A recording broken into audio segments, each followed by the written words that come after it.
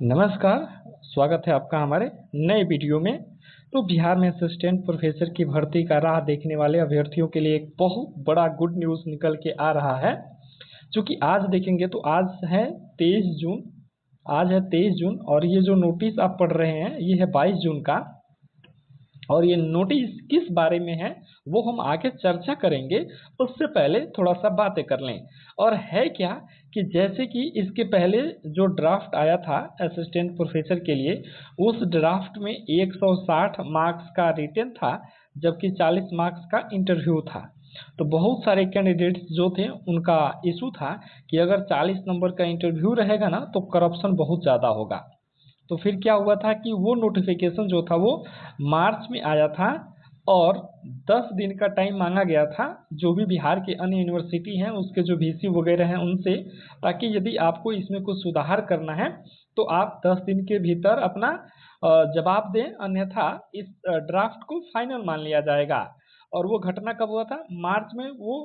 और अभी तक जून आ गया, लगभग 3 महीनों में उस पर कोई विचार नहीं किया गया। और 22 जून की डेट में जो नोटिस आया उसमें जो पुराना ड्राफ्ट था मार्च वाला उसको कैंसिल कर दिया गया है और एक नए सिरे से नया ड्राफ्ट तैयार किया गया है। और इसमें भी पूरे बिहार के जितने यूनिवर्सिटी हैं उसके जो वीसी हैं उनसे भी 10 दिन का मांगा गया है कि 10 दिन के अंदर आप अपना विचार दें। अगर नहीं देते हैं तो इस वाली ड्राफ्ट को फाइनल मान लिया जाएगा। यानी कि जो पुराना वाला ड्राफ्ट है उसको कैंसिल कर दिया गया और नया ड्राफ्ट दिया गया है, ठीक है। और ये नए ड्राफ्ट में एपीआई को पूर्णतः हटा दिया गया। अब एपीआई का कोई मतलब ही नहीं रहा। अब आप रिटेन दीजिए और असिस्टेंट प्रोफेसर बन जाइए।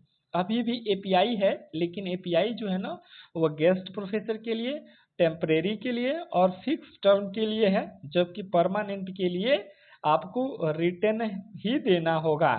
तो एक एक करके पूरे डिटेल्स पढ़ेंगे, एज क्या होने वाला है और जो एग्ज़ाम होने वाले हैं उसका प्रोसेस क्या है, उसमें कैसे कैसे सवाल पूछे जाएंगे, बकायदा इस बार हर एक चीज़ का एक एक करके इसमें जिक्र किया गया है। यानी कि इस बार जो ड्राफ्ट आया है मुझे लगता है कि अब इसमें कोई चेंजेस नहीं होगा। थोड़ा सा धैर्य बनाइएगा और वीडियो में पूरा बने रहिएगा, क्योंकि मेरे हिसाब से अब लग रहा है ना कि ये फाइनल है। अब इसमें कोई किसी प्रकार का कोई अपडेट आने वाला नहीं है और ना ही इसमें कोई चेंजेस होगा। तो एक एक करके देखते हैं और नीचे पढ़ते हैं। तो यहाँ से देखेंगे सब्जेक्ट, पहले देख लेंगे। सब्जेक्ट कह रहा है कि regarding sending opinion on the draft statute for appointment of assistant professor including contractual appointments of assistant professor in the universities of Bihar 2026, ठीक है। उसके बाद से करेंगे I am directed to enclose herewith a copy of draft statute for appointment of assistant professor including contractual appointments of assistant professors in the universities of Bihar 2026 and request you to kindly send your opinion if any theorian in accordance with section जो भी है of the Bihar State Universities Act 1976 and Patna University Act 1976 within 10 days of its receipt. In case no opinion is received within the stipulated time, it will be deemed that the university is in full agreement with draft ST2. The previous draft statutes for the appointment of assistant professor in the universities of Bihar 2025 may be pleased be treated as withdrawn. मैंने बताया ना कि जो मार्च के आसपास जो आया था जिसमें कि 200 मार्क्स का रिटर्न होने वाला था, उसको क्या किया गया, विथड्रॉ कर लिया गया, उसको वापस ले लिया गया और ये नया वाला लेके आया गया है। ये बातें ऑलरेडी मैंने इसके पहले अभी जिक्र किया था। तो आप यहाँ पे प्रमाण की तरफ में प्रमाण के तौर पे इससे भी आपने देख लिया। फिर नीचे चलते हैं और नीचे चल करके अब देखेंगे यहाँ से कि जो बिहार के विश्वविद्यालयों में असिस्टेंट प्रोफेसर की नियुक्ति है तो ड्राफ्ट परिनियम 2026 यानी कि जो नया नियम आया है उसको देखेंगे, ठीक है। अब नीचे चलते हैं, सामान्य परिचय, शीर्षक, विस्तार एवं प्रभावी तिथि, ये सब तो देखेंगे, ये सब में इम्पोर्टेंट कुछ नहीं है। अब नीचे चलते हैं, जो हमारे लिए इम्पोर्टेंट है उसमें चलेंगे, ठीक है। तो उसमें क्या है कि आयोग इसका देख लेंगे, विभाग देख लेंगे, उसके बाद लिखित परीक्षा देख लेंगे। तो सही बात है, लिखित परीक्षा के द्वारा ही सिलेक्शन होगा। उसके बाद नेट, स्लेट या सेट ही होना चाहिए, ठीक है। उसके बाद से अगर बिहार सरकार सेट लेती है तो वो भी हो सकता है। फिर नीचे आते हैं, यहाँ से देखेंगे ये हमारे लिए इम्पोर्टेंट है कि अनिवार्य शैक्षिक योग्यता क्या होना चाहिए, एजुकेशनल क्वालिफिकेशन क्या होना चाहिए। तो क्या होना चाहिए, पीजी होना चाहिए, मास्टर डिग्री संबंधित में होना चाहिए, और कितना 55% मार्क्स होना चाहिए। ठीक है, अगर कोई राज्य के मूल निवासी हैं जिनको रिजर्वेशन मिलेगा उसको 5% की छूट मिलेगी। ठीक है, यानी कि 50% भी आपके मास्टर्स डिग्री में है तो आप इसके लिए एलिजिबल हैं। उसके बाद से पात्रता परीक्षा की यदि बात कर लेते हैं तो आपको नेट, स्लेट या सेट परीक्षा उत्तीर्ण होना आवश्यक है, या अगर कहें तो बिहार के लिए बेट होना उत्तीर्ण होना आवश्यक है। अब बात कर लेते हैं पीएचडी के लिए। तो अगर कोई व्यक्ति 2009 या 2016 के तहत अपनी पीएचडी की डिग्री पूरी की है और उसके बाद यदि वो नेट क्वालिफाई नहीं है फिर भी वो एलिजिबल है। ठीक है, उसके बाद से उसके लिए कुछ शर्तें आप देखेंगे, 4-5 शर्त दिया है, जिसमें कि पीएचडी की डिग्री केवल नियमित मोड में प्राप्त की गई हो, शोध यानी थीसिस का मूल्यांकन कम से कम 2 बाहरी परीक्षकों के द्वारा किया गया हो, उम्मीदवार का ओपन वाइवा वो खुली मौखिक परीक्षा आयोजित हुआ हो। ये सारा चीज उनके लिए है जो व्यक्ति नेट, स्लेट या सेट या बेट क्वालिफाई नहीं है और वे पीएचडी किए हुए हैं तो इन टर्म एंड कंडीशंस को फॉलो कर पाएंगे, तब जाके वो एलिजिबल होंगे इस परीक्षा में बैठने के लिए। उसके बाद से आयु सीमा देख लेते हैं, और ये आयु सीमा बहुत चर्चा में है और इस पे बहुत सारे कैंडिडेट्स का, अभ्यर्थियों का बहुत ऐतराज है। जैसे कि इसमें देख सकते हैं, विज्ञापन जारी होने वाले वर्ष की 1 जुलाई को उम्मीदवार की न्यूनतम आयु 21 वर्ष होना चाहिए और अधिकतम आयु 40 वर्ष से अधिक नहीं होनी चाहिए। राज्य सरकार के नियमों के अनुसार आरक्षित वर्गों की आयु में छूट दी जाएगी। ठीक है, यानी कि 40 साल है। अब रिजर्वेशन में अगर मानते हैं SC/ST तो हो सकता है 45 हो, ओबीसी का 3 साल दी तो 43 हो, और अगर बात कर ले जनरल का तो जनरल का 40 ही हो।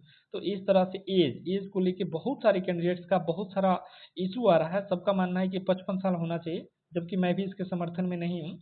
अगर जिस व्यक्ति का 54 साल 55 साल उम्र होगा, 60 साल में उसका रिटायरमेंट होगा तो 5 साल के लिए वो क्यों बनेगा, और जो भी डिपार्टमेंट है वो आखिर उस व्यक्ति के लिए बहाली क्यों ले 5 साल के लिए।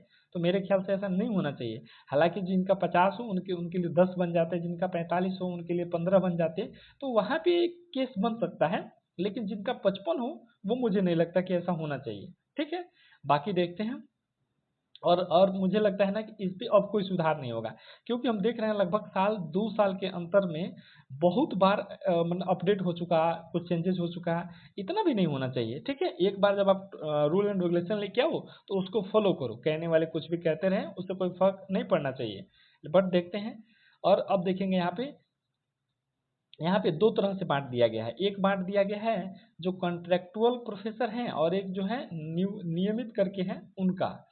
ठीक है, तो नियमित जो है ना वो रिटेन दे करके जाएंगे, और जो कॉन्ट्रेक्चुअल प्रोफेसर होंगे या जो गेस्ट प्रोफेसर होंगे उनके लिए क्या होगा, एपीआई पर सिलेक्शन होगा। तो सबसे पहले जो रेगुलर होंगे उसका हम देखेंगे कि उनका सिलेक्शन कैसे होगा। ठीक है, तो उनके लिए एक लिखित परीक्षा का आयोजन किया जाएगा और एक साक्षात्कार होगा, इंटरव्यू होगा।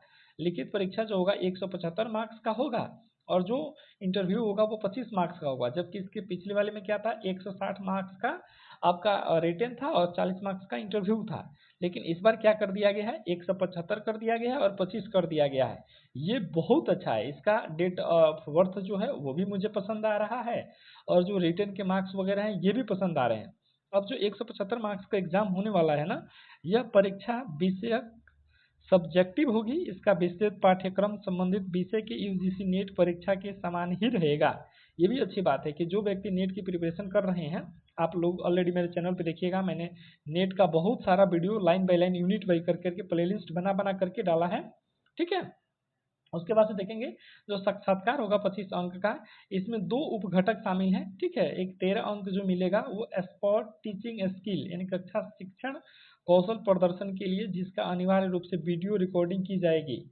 और 12 अंक किसमें मिलेंगे, जो इंटरव्यू बोर्ड के साथ आप विषय चर्चा करिएगा और आपका जो व्यक्तित्व मूल्यांकन होगा उसमें 12 अंक मिलेंगे, और 13 अंक आपका वीडियो रिकॉर्डिंग के द्वारा मिलेगा। तो 13-12 कितना हो गया, 25 अंक आपको इंटरव्यू पे है और 175 आपके रिटेन में है। आगे चल करके ना उसका सिलेबस भी दिया गया है। ठीक है, यहाँ आप देखेंगे लिखित परीक्षा पास का होने हेतु न्यूनतम क्वालिफाइंग अंक आप देख लेंगे 40, 36, 34। ठीक है, लेकिन इसका तो कोई मतलब रहता नहीं है, क्योंकि मेरिट में आने के लिए ज़्यादा से ज़्यादा आपको स्कोर करना होता है। अब एक चीज यहाँ पे और इम्पोर्टेंट जानकारी निकल के आ रही है कि शॉर्ट लिस्टिंग का अनुपात लिखित परीक्षा में सफल उम्मीदवारों से रिक्ति के आधार पर 1.3 के अनुपात में, यानी कि अगर एक वैकेंसी है ना तो 3 लोगों को सिलेक्ट किया जाएगा। एक पद के लिए 3 उम्मीदवार में मेधा सूची के अनुसार साक्षात्कार के लिए बुलाया जाएगा इंटरव्यू के लिए। यदि कट ऑफ अंक पर एक से अधिक उम्मीदवार होंगे तो उन सभी को इंटरव्यू का अवसर मिलेगा। अब देखेंगे ना लिखित परीक्षा के प्रश्नों का प्रारूप कैसा रहेगा वो यहाँ देख लेंगे। तो जो अति लघु यानी कि वेरी शॉर्ट आंसर, तो वेरी शॉर्ट आंसर कितना रहेगा, 20 प्रश्न रहेंगे, 1 नंबर का रहेगा और ये टोटल कितने अंक हो गए, 20 अंक। उसके बाद से शॉर्ट आंसर की बात कर लेते हैं। सामान्यतः एक पैराग्राफ का रहेगा तो 15 क्वेश्चन रहेंगे और एक क्वेश्चन 2 मार्क्स का रहेगा, तो टोटल कितने हो गए, 30 मार्क्स। उसके बाद से तर्क आधारित जो विश्लेषणात्मक है, रीजनिंग एनालिटिक टाइप की जो क्वेश्चन है वो रहेंगे 15 और एक क्वेश्चन 3 मार्क्स का रहेगा, टोटल नंबर कितने हो गए, 45।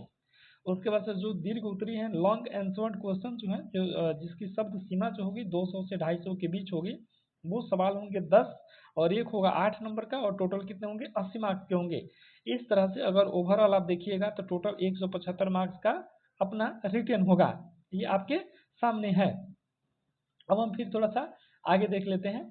अब यहाँ देखेंगे ना जो अनुबंध पे हैं यानी कॉन्ट्रेक्चुअल प्रोफेसर होंगे जिनकी भर्ती की जाएंगी, उनका जो होगा ना एपीआई के आधार पे होगा। वो ऊपर मैंने भी जिक्र किया था कि जो कॉन्ट्रैक्ट वाले होंगे उनका एपीआई से सिलेक्शन होगा और जो परमानेंट होंगे उनका रिटर्न के आधार पे होगा। ये जो भी कदम उठाया गया ना, ये कदम सराहनीय है और बिहार में जो ऊपर हायर एजुकेशन है उसको सुव्यवस्थित करने के लिए, दृढ़ करने के लिए, बेहतर करने के लिए ऐसा कदम उठाया जाना अति आवश्यक था। भले थोड़ा देर ही सही, लेकिन ये अच्छा कदम है। अब इसमें देखेंगे कि अनुबंध के आधार पर नियुक्तियों केवल छात्र शिक्षक अनुपात को सुदृढ़ करने के लिए आपातकालीन स्थितियों में ही की जाएंगी। कार्यकाल देख लेंगे, 1 साल के लिए होता है, वो मुझे पता था पहले से।